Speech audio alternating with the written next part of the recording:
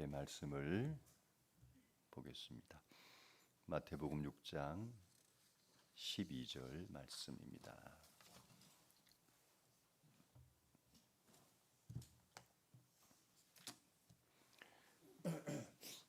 마태복음 6장 12절 말씀.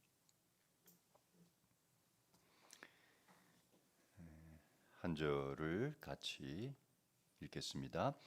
우리가 우리에게 죄 지은 사람을 용서하여 준 것 같이 우리의 죄를 용서하여 주시고. 아멘. 우리가 우리에게 죄 지은 사람을 용서하여 준 것 같이 라는 제목으로 말씀을 전하겠습니다. 주기도문에서 사람에게 필요한 기도가 세 가지라고 말씀을 드렸습니다. 첫째는 지난주에 살펴본 오늘 우리에게 필요한 양식을 내려주소서라는 기도입니다. 오늘 필요한 양식을 위해서 기도하라는 뜻은 지난주 말씀드린 것처럼 우리는 매 순간 하나님만을 전적으로 의존해야 한다는 의미라고 했습니다. 우리는 매 순간, 아니 분초마다 하나님을 전적으로 의존해야 한다. 신앙생활이라는 게 그런 거다. 그럴 때 하나님은 우리의 필요를 세밀하게 채워주실 뿐만 아니라 나아가 우리의 삶을 책임져 주시는 분이시다. 그런 믿음으로 신앙생활을 하는 것이라고 말씀드렸습니다. 우리가 가진 것이 부족하지 않다 할지라도 하나님, 저는 오늘 하루, 아니 매 순간마다 주님이 주시는 힘과 은혜가 아니면은 저의 삶은 유지될 수 없습니다. 저는 아무것도 할 수 없습니다. 그런 마음으로 살아가는 것이 신앙인의 삶이라고 말씀을 드렸습니다. 오늘은 사람에게 필요한 두 번째 기도를 생각해 보도록 하겠습니다. 먼저 본문을 다시 한번 보겠습니다. 12절을 같이 한번 읽겠습니다. 우리가 우리에게 죄 지은 사람을 용서하여 준 것 같이 우리의 죄를 용서하여 주시고. 짧은 내용이니까 가만히 보시길 바랍니다. 보시면 오늘 본문에 죄의 문제가 나오고 있어요. 그죠? 근데 이 죄의 문제가 두 가지예요. 첫째는 남들이 나에게 지은 죄의 문제가 있고, 두 번째는 내가 하나님께 지은 죄의 문제가 있습니다. 가만히 보세요. 우리는 하루를 살아갈 때 이 두 가지 죄의 문제에 늘 직면합니다. 늘 부딪힙니다. 첫째, 사람들이 나한테 죄를 짓는 문제에 늘 우리는 부딪히고 직면합니다. 사람들이 나에게 죄를 짓는다는 의미는 사람들이 나에게 상처를 주는 거죠. 사람들이 나를 힘들게 하는 거죠. 나를 불편하게 하는 거죠. 많은 경우 우리는 이 문제 때문에 아프고 상처받고 힘들어합니다. 두 번째는 내가 하나님께 짓는 죄의 문제에 우리는 매일 직면합니다. 우리는 연약하기 때문에 하루에도 수없이 죄를 짓습니다. 이 두 가지 문제는 우리가 매일 경험하는 아주 실제적인 문제입니다. 저는 이 두 가지 문제를 한마디로 정리하면 관계의 문제라고 생각합니다. 무슨 문제라고요? 관계의 문제. 이 두 가지 문제는 관계의 문제입니다. 왜 관계의 문제일까? 이런 이유 때문입니다. 여러분, 남이 나에게 죄를 지으면, 잘못을 저지르면 우리는 그 문제 때문에 관계에 어려움이 생기죠. 상처받게 되고 서로 불편해지고 심한 관계가 깨어집니다. 우리가 하나님께 죄를 짓는 문제도 결국 관계 문제이죠. 하나님께 죄를 지으면 어떤 일들이 일어납니까? 금시초문입니까? 하나님께 죄를 지으면 어떤 일들이 벌어지죠? 하나님과의 관계가 막혀버립니다. 죄 지으면요, 일단 하나님 얼굴 보는 게, 대면하는 게 부담스러워집니다. 하나님 만나는 것이 부담스러워요. 죄 지으면 기도 잘 안 됩니다. 성경 잘 안 읽어집니다. 하나님이 너무 좋으면 막 성경 읽고 싶어지고 성경을 읽으면 막 은혜가 되는데, 내가 죄가 있으면 성경이 손에 잘 안 가요. 또 성경의 손을 가지고 열어서 읽어도 성경 내용이 마음이 별로 안 다가와요. 읽으면 졸음만 와. 뭐예요? 하나님과의 관계에 문제가 있는 거예요. 관계가 막혀버린 거예요. 제가 생각할 때 사람이 겪는 고통 중에 제일 큰 고통은 관계 때문에 오는 고통이다. 여러분, 아무리 가깝게 지내던 사람도 관계에 문제가 생기면 어때요? 서로 서먹하게 되죠. 때로는 보는 것이 부담스러워지죠. 그게 또 해결이 안 되면 어떻게 돼요? 마음이 굉장히 힘들어집니다. 너무너무 고통스러운 상황이 생깁니다.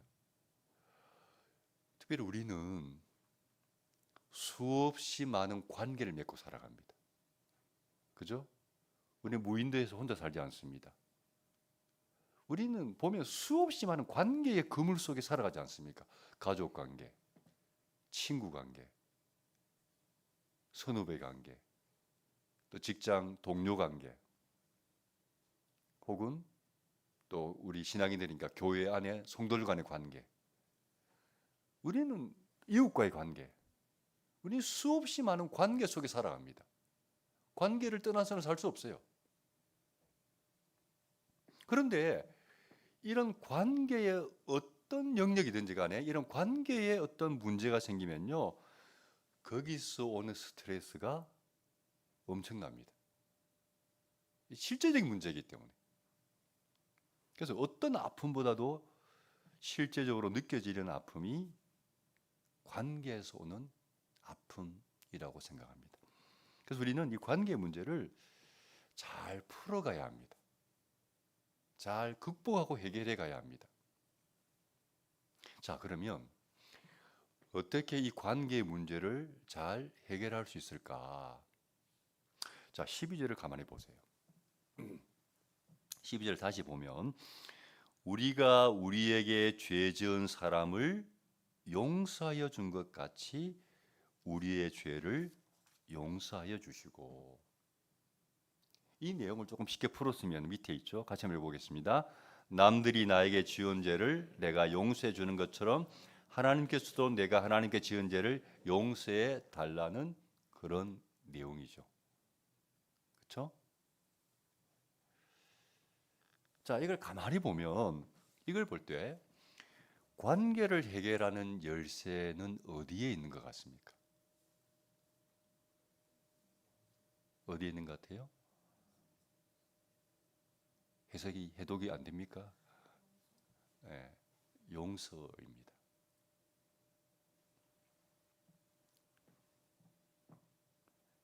모든 관계의 문제를 해결하는 열쇠는 뭐다? 용서입니다. 사람과 관계를 해결하는 열쇠도 용서고, 하나님과의 관계를 해결하는 열쇠도 용서입니다. 결국 관계의 문제는 뭐냐? 용서의 문제예요. 용서하는 곳에 뭐가 있다? 관계의 회복이 있습니다. 여러분, 특별히 이 시대를 살아가는 우리는 끊임없이 용서하는 삶을 살아가야 한다고 생각합니다. 우리는 끊임없이 용서하는 삶을 살아가야 한다. 왠가? 우리가 일상에서 많이 부딪히는 문제인데요. 요즘 여러분도 그런 건 못 느끼세요? 우리 시대를 같이 살아가는, 호흡하는 우리 사람들을 보면 왠지 사람들의 어떤 인성이 점점 더 좀 나빠지는 것 같다는 느낌이 안 드세요? 왜 사람들이 이렇게 싸나올까? 왜 이렇게 사람들이 몰지각할까? 왜 이렇게 사람들이 좀 무례할까? 저는 그런 것들을 좀 많이 느껴요. 갈수록 뭔가 우리 시대를 같이 오고 가는 사람들의 인간성이 좀 무너지고 있구나, 파괴되고 있구나 하는 생각이 들어요. 특별히 이 시대를 사는 사람들은 굉장히 개인주의이고 이기적입니다. 자기밖에 몰라요. 남들에 대한 배려가 없어요. 남들이 어떻게 생각할까? 남들이 어떤 불편함을 느낄까? 별로 그런 고민이 없어요. 자기밖에 모르는 이기적인 생각들이 굉장히 많아요. 여러분, 그런 사람들과 어울려 살다 보니 마음이 불편할 때가 많아지고요, 상처받을 때가 많아집니다. 그래서 그런지 이 시대를 사는 사람들의 마음에는 왠지 모를 뭐가 있어요? 분노가 있는 것 같아요. 그래서 건드리면 폭발할 것 같아요. 애나 어른이나 사람들의 마음에 분노가 있어요. 그래서 어떻게 해요? 서로 조심해야 돼요. 지나가는 아이들 마음에 안 든다고 어른들이 나무라면요, 큰일 납니다. 옛날 같지 않아요. 건드리면 폭발합니다. 마찬가지, 서로 그래요. 우리는 서로 조심해야 돼. 건드리면 폭발해요. 건드리면 안 돼. 사람들 마음 가운데 분노가 있는 것 같아요. 몇 가지 한번 예를 들어 볼까요? 운전하다 보면 대부분 운전하시잖아요. 화나는 일들이 자꾸 생겨요. 갑자기 막 끼어들어가지고 심장 철렁하는 경우도 있고요. 어떤 경우는 그런 경우도 있어요. 운전해 가는데 제 옆을 운전하던 운전자가 갑자기 창문을 열고는 저한테 막 욕을 하고 가요. 그럼 나는 뭐지 이게? 내가 뭘 잘못했는지는 모르겠는데 막 나한테 욕을 하고 막 가버려. 저는 목사이지만 죄송합니다. 분노가 일어나요. 막 뒤쫓아가고 싶어요. 그 멱살 잡고 왜 나한테 욕했냐. 그 분노의 마음이 잘 안 가라앉혀져요. 뭐지 이거? 운전하다 보면 그런 어떤 막 화가 나는 경우가 굉장히 발생해요. 요즘 그 젊은 남녀가 남녀가 교제하다가 헤어질 수도 있죠. 근데 요즘은요, 이상한 남자들이 교제하던 여자가 우리 헤어지자 그러면 막 분노가 일어난대요. 막 자기를 배신한 것 같고 무시한 것 같고, 그래서 그 여성을 막 이렇게 험하게 다루기도 하고 해코지하기도 하고, 무서운 시대입니다. 여러분, 직장 생활은 어때요? 직장에서도 참 이해할 수 없는 동료, 이해할 수 없는 상사들이 꽤 있습니다. 그래서 막 왜 그렇게 스트레스를 주는지. 여러분, 층간 소음 문제는 어때요? 여러분, 층간 소음 때문에 스트레스 받는 경우가 상당히 많아요. 심지어는 층간 소음 문제 때문에 살인이 일어나기도 합니다. 우리는 이런 시대를 살아가고 있습니다. 근데 이런 상황들이 생길 때마다 내가 그 상대를 용서하지 못하면 어떻게 될 것 같습니까? 마음에 상처를 받게 되고, 이런 일들이 계속 반복되면 우리의 마음에도 계속 뭐가 쌓여요? 분노가 쌓여요. 그래서 저는 이 시대는 용서 없이는 살기 어려운 시대라고 생각해요. 왜요? 끊임없이 용서할 수밖에 없는 상황들이 자꾸 생기기 때문에. 근데 문제는 뭐예요? 용서가 쉽지 않다는 거예요. 문제는. 용서가 왜 그렇게 어려운지 모르겠어요. 그래서 사실은 수많은 관계가 깨어지기도 하고 오랜 시간 그 문제로 아픔을 겪어야 하기도 합니다. 그런 아픔을 겪지 않는 최선의 방법은 뭐라고요? 용서입니다. 근데 용서가 쉽지 않습니다. 여러분, 어떻게 하면 우리가 용서의 삶을 살 수 있을까요? 우린 신앙인들이니까 좀 신앙인의 관점에서 한번 접근을 해봤으면 좋겠어요.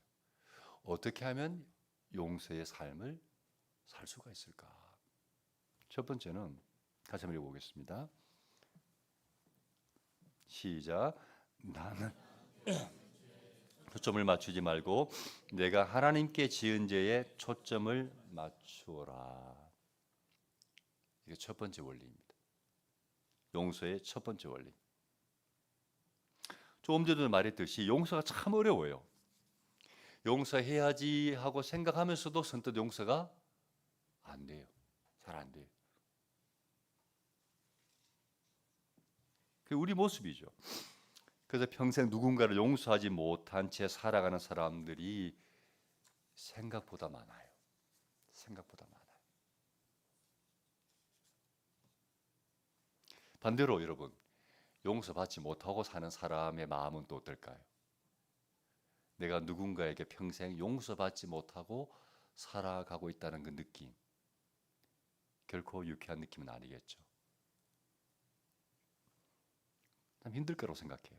근데 사실은 용서하지 않고 사는 것이 더 힘든 거예요. 여러분, 용서받지 못하고 사는 것도 힘든 거고 용서하지 못하고 사는 것도 힘든 거예요.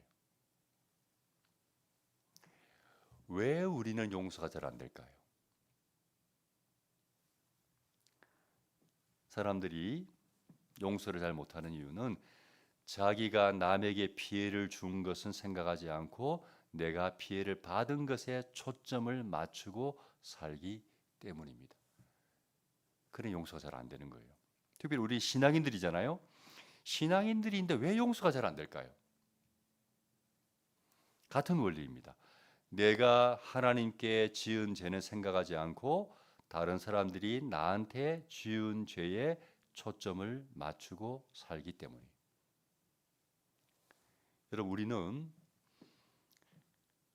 하나님께 내가 얼마나 큰 죄를 지었고 그리고 하나님께 얼마나 큰 용서를 받았는지를 잊고 살 때가 많아요. 우리가 하나님께 짓는 죄들은 크게는 두 가지로 말할 수 있어요. 첫 번째, 이루 말할 수 없이 많다. 여러분, 하루에도요 우리는 수없이 많은 죄를 짓고 살아요. 말로, 생각으로, 행동으로 수많은 죄를 짓고 살아요. 두 번째, 그 죄악들이 하나님이 보실 때 너무나 더럽고 추한 죄악들이에요. 혹시 여러분의 마음 가운데 내가 하나님께 무슨 그런 죄를 짓고 사나? 라고 생각하는 분이 혹시 계십니까? 우리가 착각하지 말아야 할 것은 뭐냐 하면 죄는요 내 기준으로 정하는 게 아니에요. 하나님의 기준으로 정하는 거예요. 내 생각의 죄다 아니다가 아니고 하나님이 보실 때 어떤가 하는가가 더 중요한 거예요. 하나님의 기준이 뭐예요? 그 말씀이죠. 말씀대로 살지 않는 게 죄예요. 하나님의 눈으로 보면 우리는 수도 없이 말씀을 어기고 얼마나 하나님을 많이 슬프게 하고 사는지 몰라요.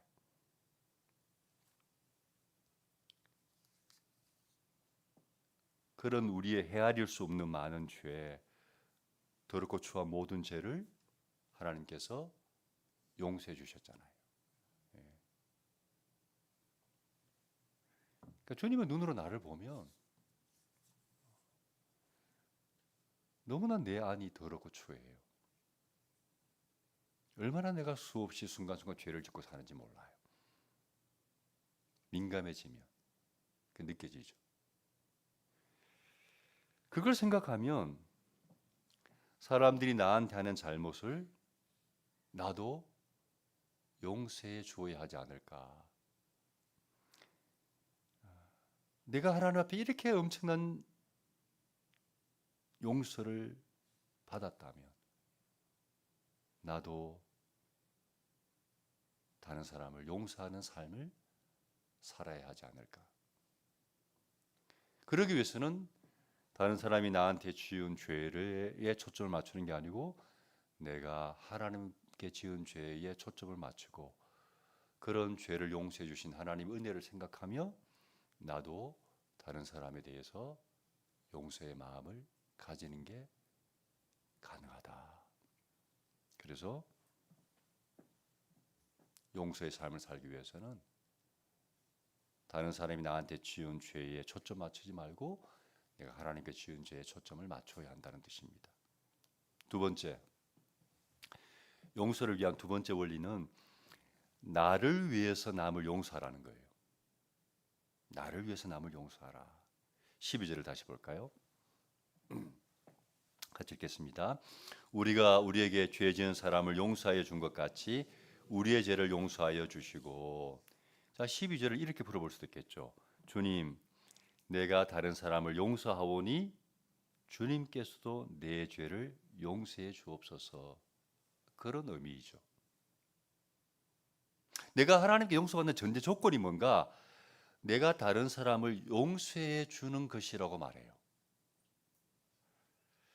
자, 주기도문을 소개하고 난 뒤에 조금 뒤에 보면요. 마태복음 6장 14절 15절에 이런 내용이 있어요. 봅시다. 같이 한번 읽겠습니다. 너희가 남의 잘못을 용서해 주면 너희 하늘 아버지께서도 너희를 용서해 주실 것이다. 그러나 너희가 남을 용서해 주지 않으면 너희 아버지께서도 너희의 잘못을 용서해 주지 않으실 것이다. 자, 이 말씀도 보면 분명히 말하기를 우리가 남을 용서하지 않으면 하나님께서 우리의 잘못도 용서하지 않는다라고 했어요. 그러니까 하나님 용서를 받는 전제 조건이 먼저 사람을 용서하는 거라는 거예요. 여러분, 왜 하나님은 내가 하나님께 용서받기 전에 내가 먼저 용서하라고 했을까요? 제가 앞에서 두 번째 용서의 원리를 뭐라고 말씀드렸죠? 누구를 위해서 용서하라? 나를 위해서 용서하라. 그런 뜻이에요. 여러분, 만약 내가 다른 사람을 용서하지 못한다면 그 마음으로 기도가 될까요? 안 돼요. 내가 다른 사람을 미워하는데 어떻게 그 마음으로 기도할 수 있습니까? 안 돼요. 다시 말하면 용서하지 못한 마음으로 살아가면 하늘이 닫혀버려요. 그래서 하나님과 관계가 열리려면 먼저 무엇과 관계가 열려야 되죠? 사람과의 관계가 열려야 하늘이 열려요. 사람과 관계가 닫혀버리면요, 하늘이 닫혀버려요. 기도가 안 돼요. 근데 사람과의 관계를 열려면 여는 열쇠가 뭐예요? 용서예요. 닫힌 사람과 관계를 여는 열쇠는 용서예요. 그래서 주님은 말합니다. 나에게 용서받기를 원한다면 먼저 사람을 용서해라. 하늘이 열리려면 사람과 관계를 먼저 땅에서 열어야 한다 라고 말씀합니다. 또 내가 남을 용서하지 못하고 살면 그 마음이 어떨 것 같아요? 내가 사실은 고통스러워요. 여러분, 나한테 잘못을 한 사람은요, 그걸 알아요, 몰라요? 대부분 몰라요. 나는 속이 끓는데 그 사람은 나한테 무슨 잘못을 했는지 몰라요. 그래서 잠도 잘 자요. 나는 잠이 안 오는데 그 사람은 잠 잘 잡니다. 나는 그 사람만 보면 괴로워요. 왜요? 상처받았으니까. 용서가 안 되니까. 여러분, 용서하지 않으면 누가 손해예요? 내가 손해입니다. 내가 지옥 같은 삶을 사는 거예요. 하나님은 우리가 그런 삶을 살기를 결코 원치 않습니다. 하나님은 우리가 행복하게 살기를 원하셔요. 그럼 어떻게 하면 행복하죠? 답은 용서에 있습니다. 그래서 우리는 끊임없이 용서하는 삶을 살아야 합니다. 누구를 위해서? 나를 위해서. 자신을 위해서. 그래서 우리는 미워하면서 살기보다는 용서하며 살기로 결단해야 돼요. 끊임없이. 용서해야지. 누구를 위해서? 나를 위해서. 그래야 내가 행복해진다. 자, 이런 이야기를 하면 보통 우리 마음 가운데 목사님, 그러면 질문이 있습니다.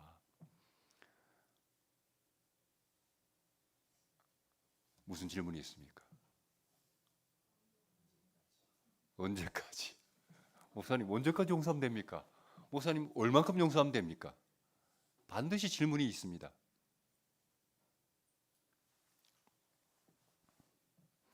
여러분, 우리는 얼만큼 보통 용서하죠?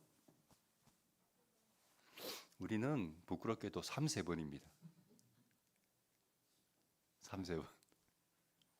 그게 우리의 용서의 심리적인 한계선입니다. 누가 나에게 한두 번 잘못하죠? 그럼 어떤 마음이 듭니까? 한 번만 더 해봐라. 3~4번까지는 용서가 돼. 참을만 해. 몇 번 나를 자꾸 불편하게 하면 한 번만 더 해봐라.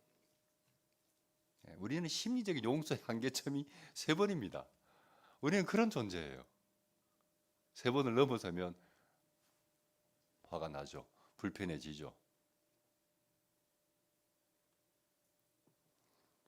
근데 주님은 아니라고 말합니다. 주님은 몇 번 용서하라고 말씀하실까요? 끊임없이 용서해라. 끊임없이. 자, 베드로가 주님에게 이 문제로 질문했습니다. 주님, 제가 남이 나에게 잘못한 그 문제 때문에 그 사람을 7번 용서하면 되겠습니까? 몇 번? 7번. 무려 7번. 와, 어떻게 7번을 용서해? 그래서 베드로도 좀 이렇게 어깨 으쓱해가지고, 하나님, 제가 이렇게 마음이 넓은 사람입니다. 7번 용서하면 되겠습니까? 자신만만하게 이야기했어요. 그때 주님이 뭐라고 대답하십니까? 이렇게 대답하시죠. 같이 시작. 예수께서 대답하셨다. 7번만 아니라 70번을 7번이라도 하여야 한다. 주님의 대답이에요. 7번? 씩 웃으시면서, 아니야, 70번을 7번이라도 용서해라. 70번을 7번 하면 몇 번입니까? 490번이잖아요. 그런데 주님이 그러면 490 딱 카운트 해가지고 용서하라는 뜻입니까? 아니에요. 끊임없이 용서해야 한다는 의미예요. 용서? 7번? No. 끊임없이 용서해야 된다. 끊임없이. 여러분, 주님이 우리에게 용서라는 것은 몇 번의 문제가 아니고 끊임없이 하라고 하셨을 때는 주님이 뜻이 있을 거 아닙니까? 왜 끊임없이 용서하라고 했을까요? 그 어려운 용서를. 결국 우리를 위해서예요. 앞에서 말했듯이 너희가 이 세상을 살아가면서 살다 보면 끊임없이 상처받고 너희도 상처 준다. 우리는 그런 존재입니다. 저도 우리 아내한테 끊임없이 상처를 줍니다. 자녀들에게도 마찬가지고요. 알게 모르게 내 주변 사람들에게도. 저도 왜요? 저는 그러고 싶지 않은 사람이지만 인간이기 때문에 실수하잖아요.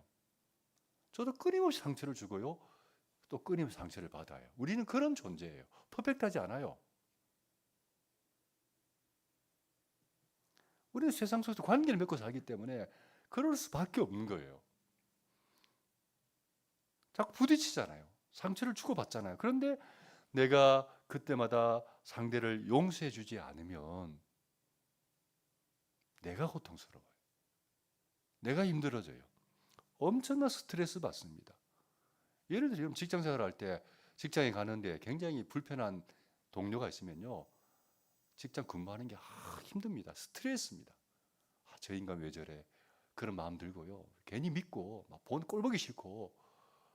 여러분 그 직장이나 제한된 공간 안에 하루 종일 같이 있는 게 얼마나 큰 스트레스입니까? 용서가 안 되면 실제적으로 엄청난 스트레스를 받을 수밖에 없는 게 우리예요. 근데 그뿐이 아니죠. 그러면요 하나님과의 관계도 막혀버려요. 그 인간 생각하면 막 미운 마음이 들고 막 화가 나고 기도 안 돼요. 하나님과 관계도 막혀버려요. 그걸 누가 하세요? 주님이 하시는 거예요. 그래서 주님 말씀합니다. 끊임없이 용서해야 된다. 주님이 그렇게 사셨어요. 여러분 이 세상에서 가장 많은 상처받은 분이 누굴까요? 예수님이세요. 하나님이 수준 낮은 인간에게로 오셨어요. 끊임없이 상처받으셨어요. 가족들에게도 상처받으셨고 가족들이 예수님 보고 너 미쳤다. 가족들에게도 상처받고 사람들이 막 예수님을 비판하고 막 예수님 막 능력으로 귀신을 쫓아내고 이러니까 야 저거 귀신의 힘으로 하는 일들이야. 마치 무당처럼 그런 취급하고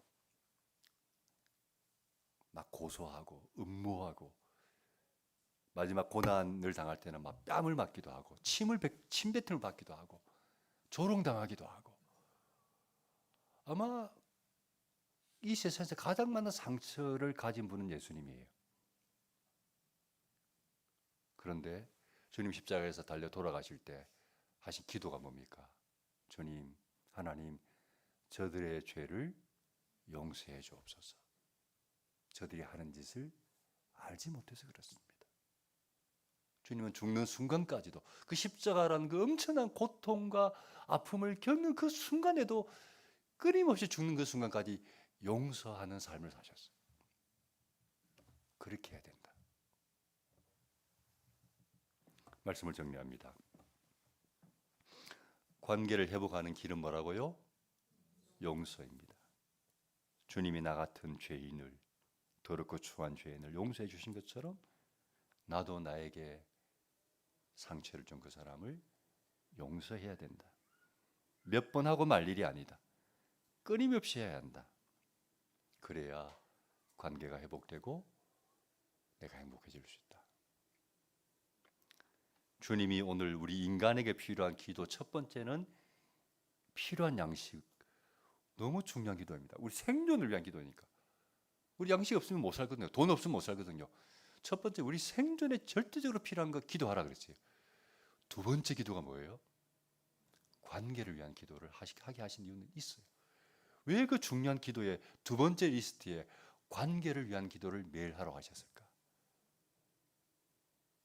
마음에 꼭 새기기 바랍니다. 다시 읽어봅시다. 같이 시작. 우리가 우리에게 죄 지은 사람을 용서해 준 것 같이 우리의 죄를 용서하여 주시고. 이 기도를 마음에 깊이 새기고 실천하는 건덕 가족이 되기를 바랍니다.